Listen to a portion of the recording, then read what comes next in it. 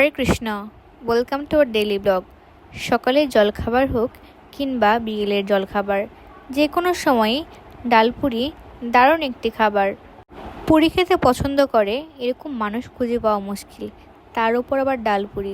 প্রথমে শুকনো মরিচকে কড়াইয়ে নেড়েচেড়ে ভেজে নিতে হবে। তারপর টমেটো, আদা এবং সেই ভেজে রাখা শুকনো মরিচ একসাথে ব্লেন্ড করে দিতে হবে। এবার তেলের মধ্যে হিং আর জিরে দিয়ে সেই পেস্ট করে রাখা টমেটো পেস্টটা দিয়ে দিতে হবে।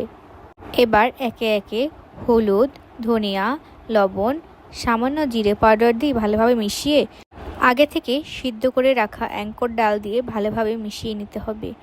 এদিকে ময়দার মধ্যে তেল, লবণ এবং জল দিয়ে একটি ভালোভাবে ডো তৈরি করে আধা ঘন্টার জন্য রেস্টে রেখে দিতে হবে।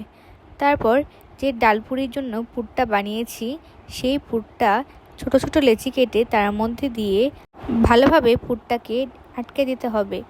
এবার তেল দিয়ে সেই লেচিগুলো বেলে নিতে হবে। গরম তেলে পুরিগুলো দিয়ে অল্প আঁচে ভেজে নিতে হবে। এরপর লাল লাল করে ভেজে তুলে ভগবানকে দিয়ে দিলে রেডি ডালপুরি। কেমন লাগলো আজকের এই ভিডিওটি অবশ্যই কমেন্ট করে জানাবেন। হরে কৃষ্ণ।